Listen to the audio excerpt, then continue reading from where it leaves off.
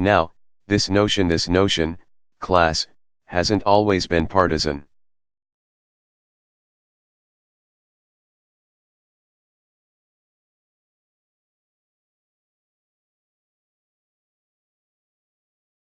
It was the first Republican president, Abraham Lincoln,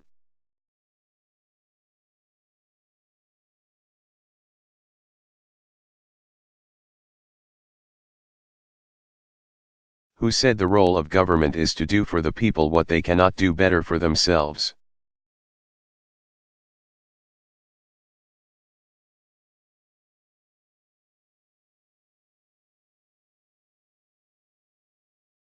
And he'd go on to begin that first intercontinental railroad and set up the first land-grant colleges.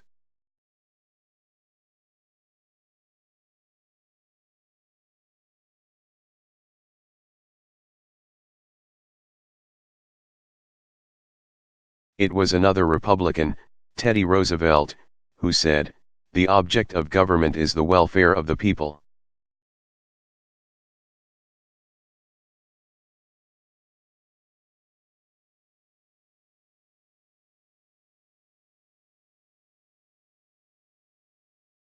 And he's remembered for using the power of government to break up monopolies.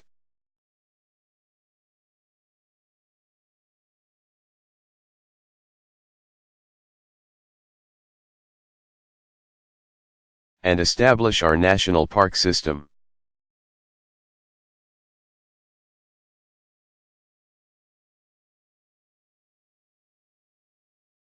Democrat Lyndon Johnson announced the Great Society during a commencement here at Michigan.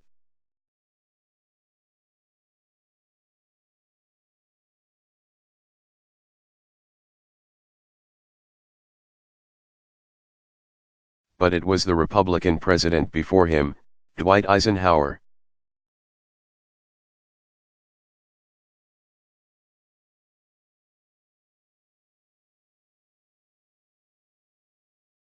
who launched the massive government undertaking known as the Interstate Highway System.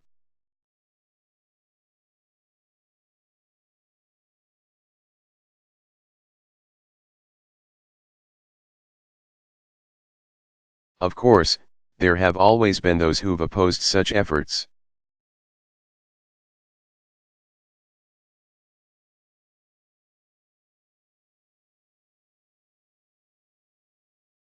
They argue government intervention is usually inefficient.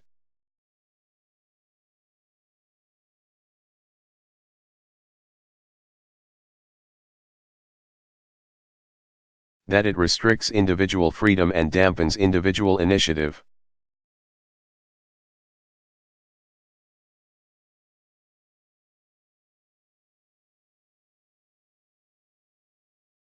And in certain instances, that's been true.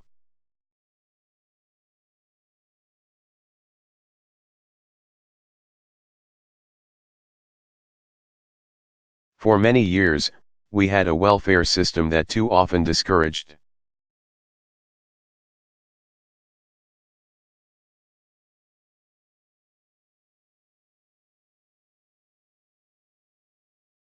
People from taking responsibility for their own upward mobility.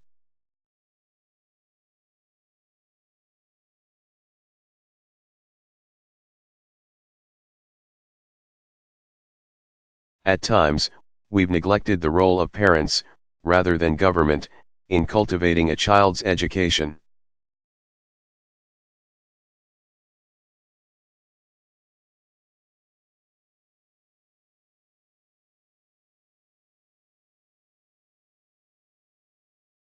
And sometimes regulation fails, and sometimes their benefits don't justify their costs.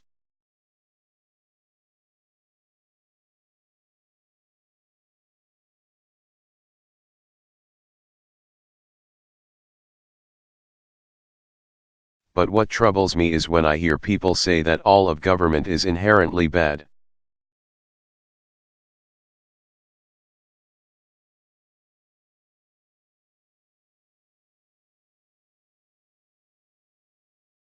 One of my favorite signs during the healthcare debate was somebody who said,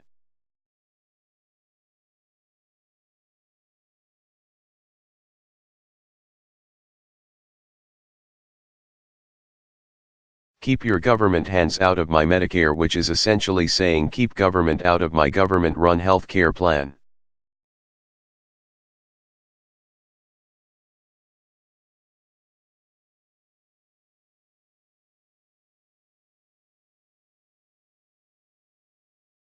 When our government is spoken of as some menacing, threatening foreign entity,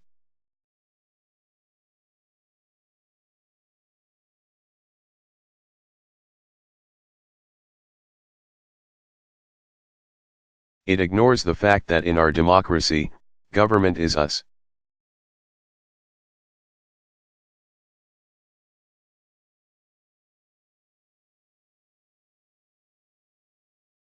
We, the people, we, the people.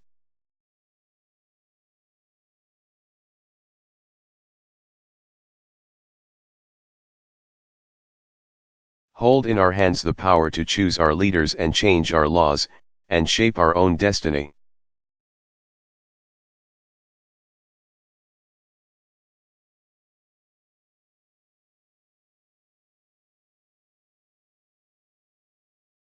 Government is the police officers who are protecting our communities.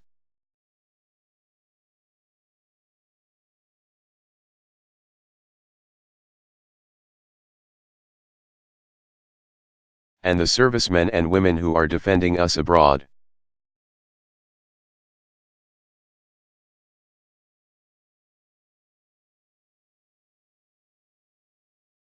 Government is the roads you drove in on and the speed limits that kept you safe.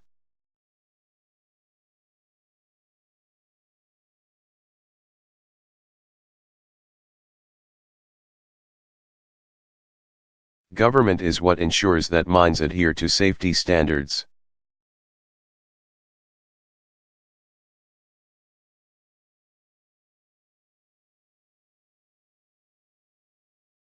And that oil spills are cleaned up by the companies that caused them.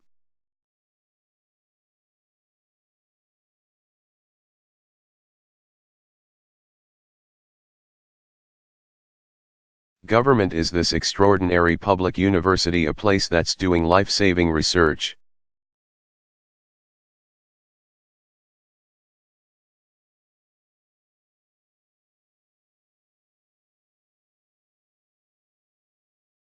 And catalyzing economic growth, and graduating students who will change the world around them in ways big and small.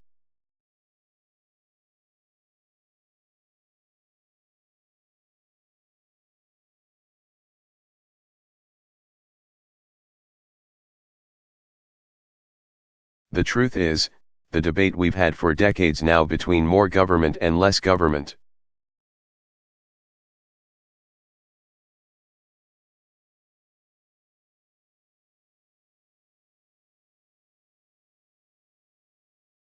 It doesn't really fit the times in which we live.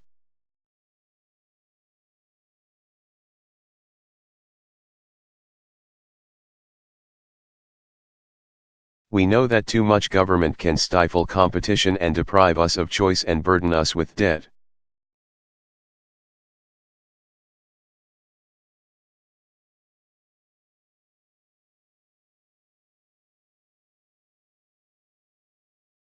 But we've also clearly seen the dangers of too little government, like when a lack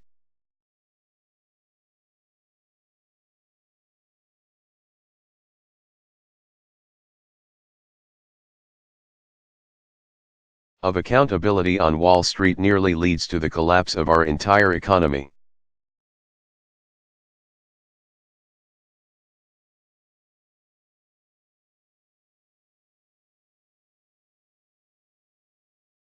So, class of 2010, what we should be asking is not whether we need big government or a small government.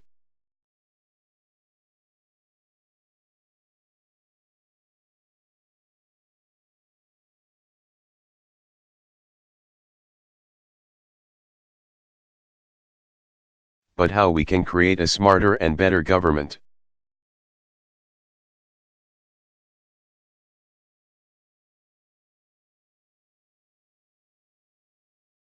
Because in an era of iPods and TiVo, where we have more choices than ever,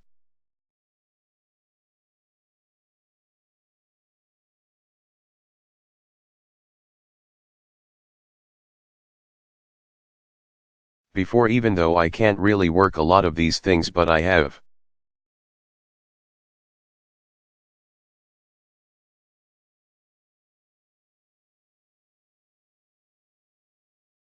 "23-year-olds who do it for me. Government shouldn't try to dictate your lives.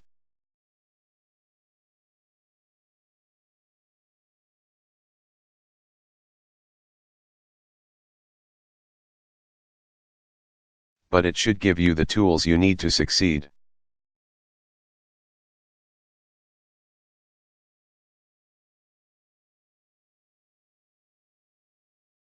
Government shouldn't try to guarantee results.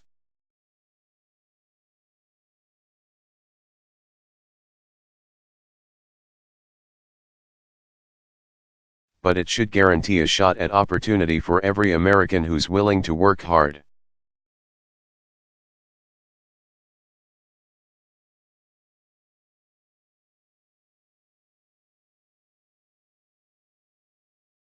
So, yes, we can and should debate the role of government in our lives.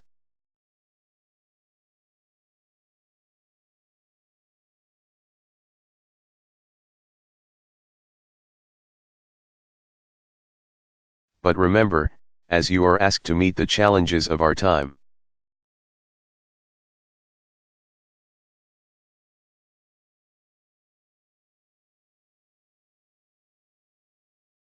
Remember that the ability for us to adapt our government to the needs of the age has helped make our democracy work since its inception.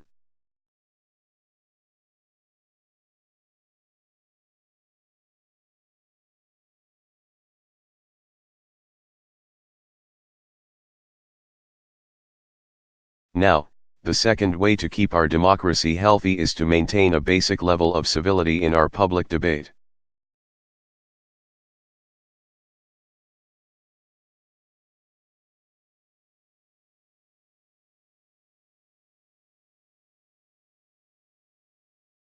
These arguments we're having over government and healthcare and war and taxes, these are serious arguments.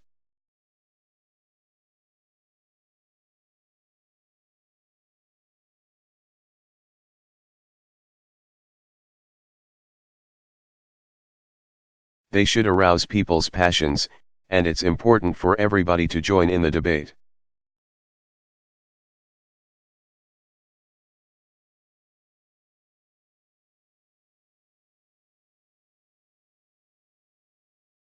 With all the vigor that the maintenance of a free people requires.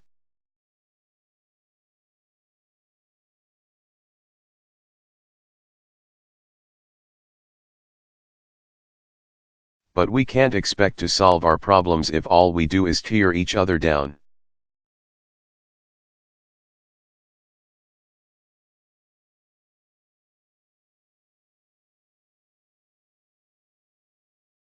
You can disagree with a certain policy without demonizing the person who espouses it.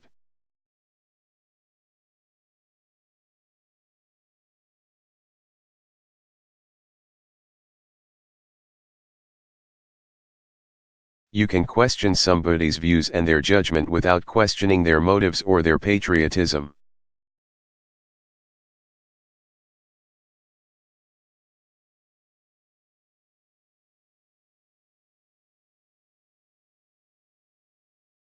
Throwing around phrases like socialists and Soviet-style takeover and fascist.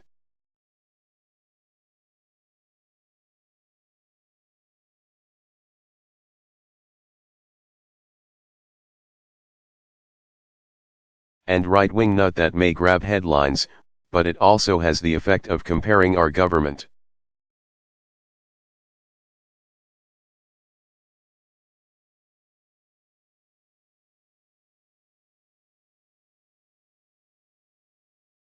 Our political opponents, to authoritarian, even murderous regimes.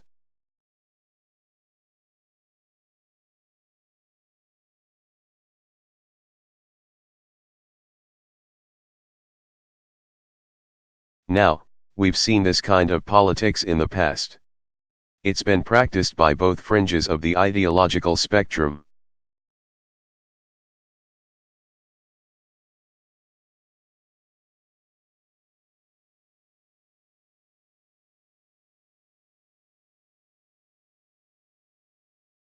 by the left and the right, since our nation's birth.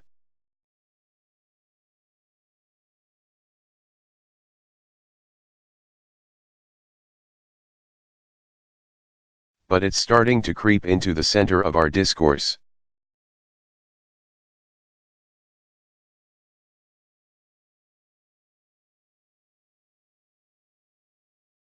And the problem with it is not the hurt feelings or the bruised egos of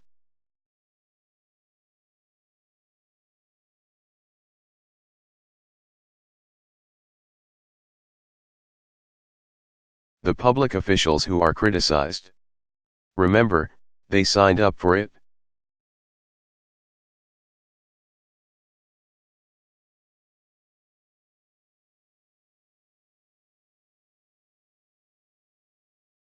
Michelle always reminds me of that.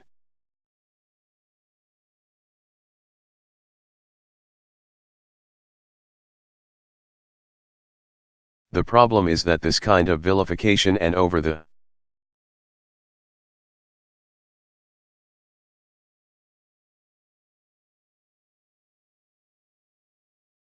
top rhetoric closes the door to the possibility of compromise.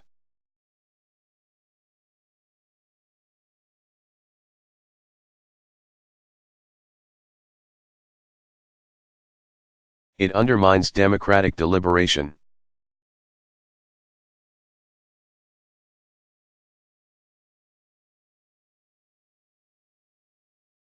It prevents learning since, after all, why should we listen to a fascist?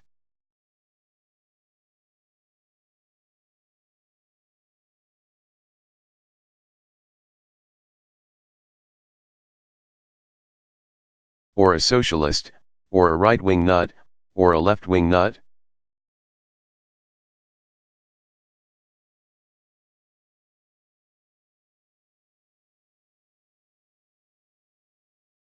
It makes it nearly impossible for people who have legitimate but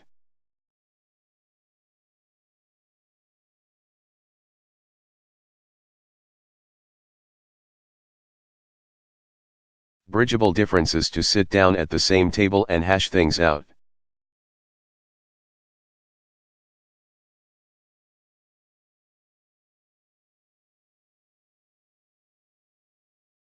It robs us of a rational and serious debate.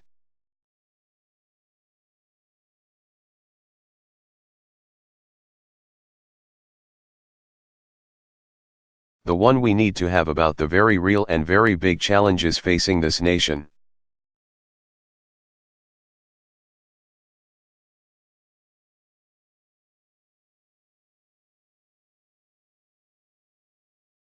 It coarsens our culture, and at its worst.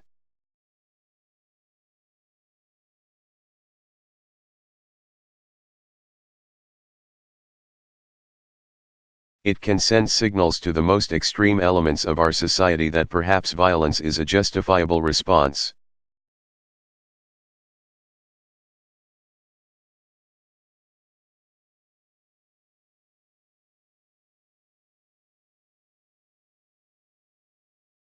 So what do we do?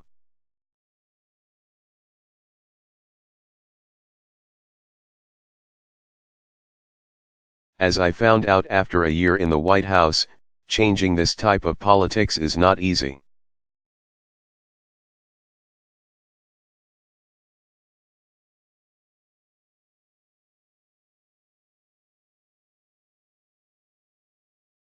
And part of what civility requires is that we recall the simple lesson most of us learned from our parents.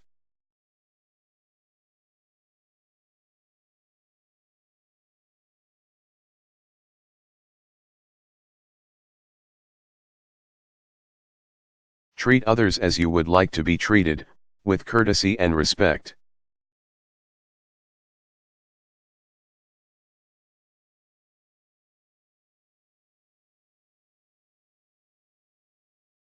But civility in this age also requires something more than just asking if we can't just all get along.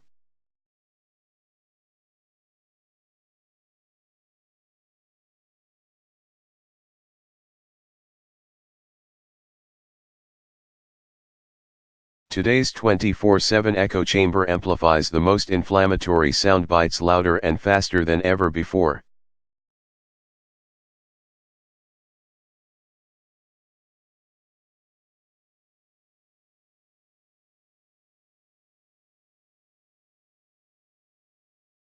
And it's also, however, given us unprecedented choice.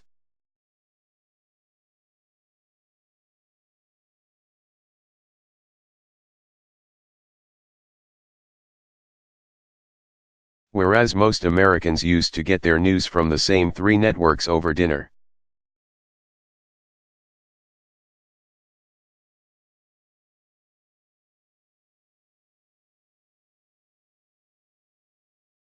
Or a few influential papers on Sunday morning.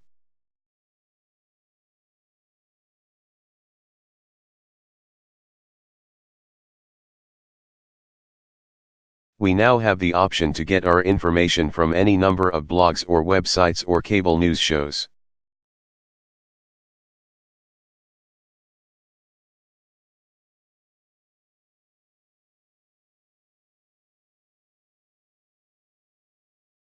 And this can have both a good and bad development for democracy.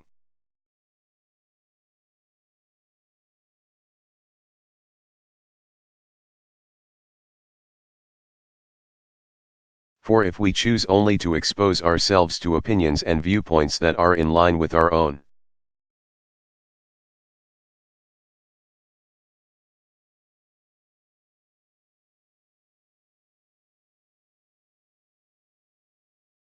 studies suggest that we become more polarized, more set in our ways.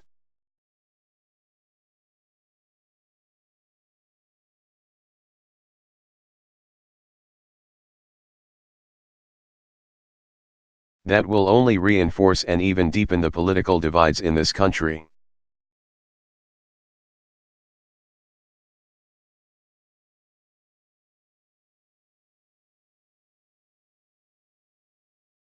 But if we choose to actively seek out information that challenges our assumptions and our beliefs,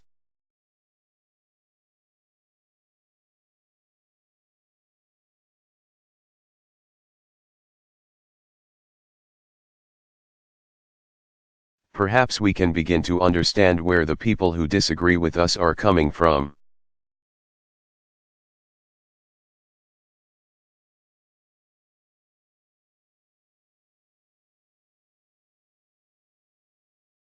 Now, this requires us to agree on a certain set of facts to debate from.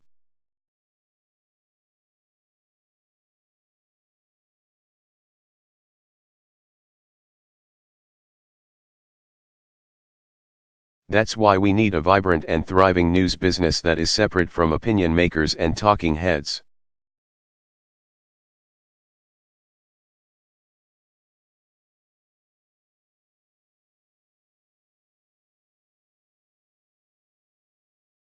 That's why we need an educated citizenry that values hard evidence and not just assertion.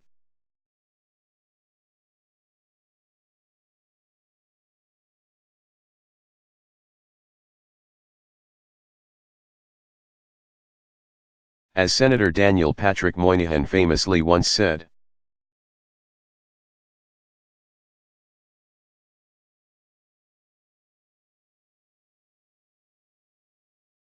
"Everybody is entitled to his own opinion, but not his own facts."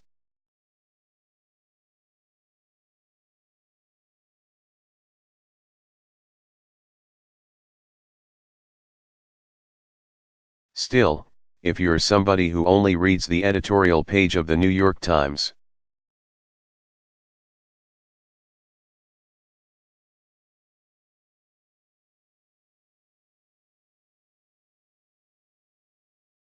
try glancing at the opinion page of the Wall Street Journal once in a while.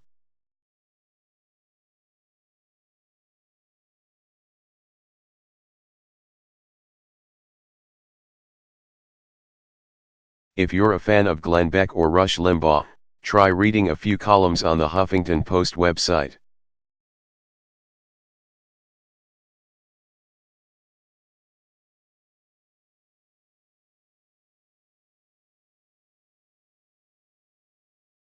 It may make your blood boil, your mind may not be changed.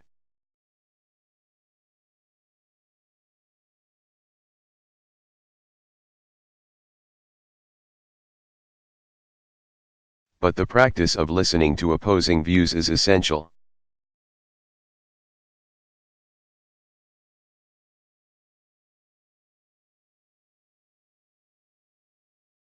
For effective citizenship, it is essential for our democracy.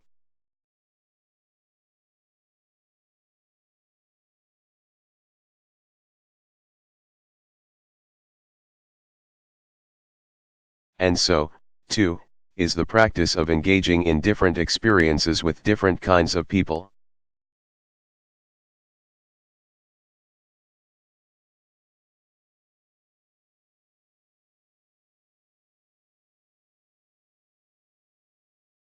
I look out at this class and I realize for 4 years at Michigan you have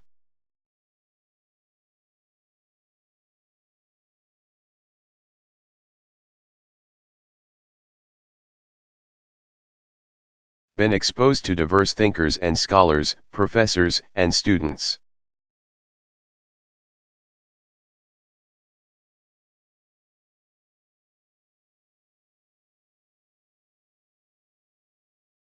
Don't narrow that broad intellectual exposure just because you're leaving here.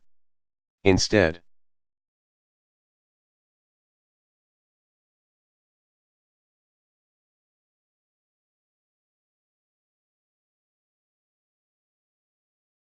seek to expand it. If you grew up in a big city, spend some time with somebody who grew up in a rural town.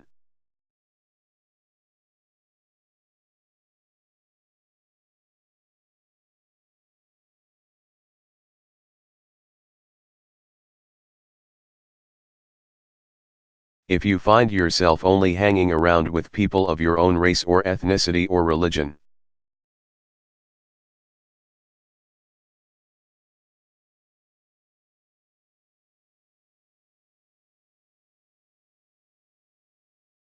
include people in your circle who have different backgrounds and life experiences.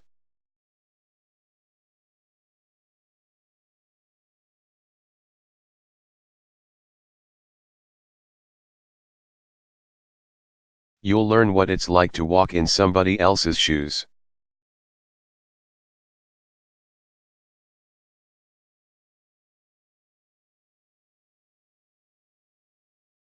And in the process, you will help to make this democracy work.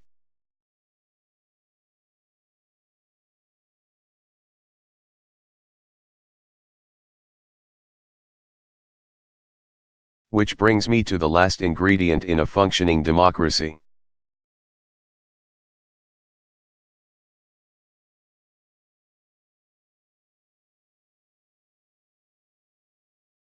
One that's perhaps most basic, and it's already been mentioned, and that is participation.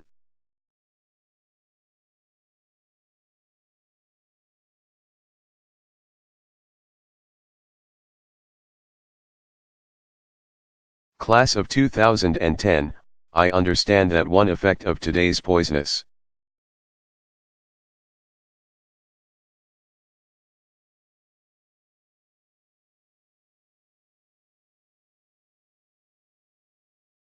political climate is to push people away from participation in public life.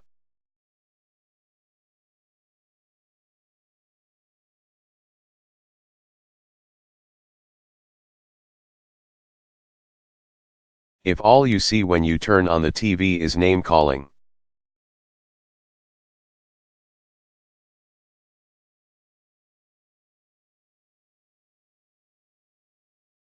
if all you hear about is how special interest lobbying and partisanship prevented Washington from getting something done,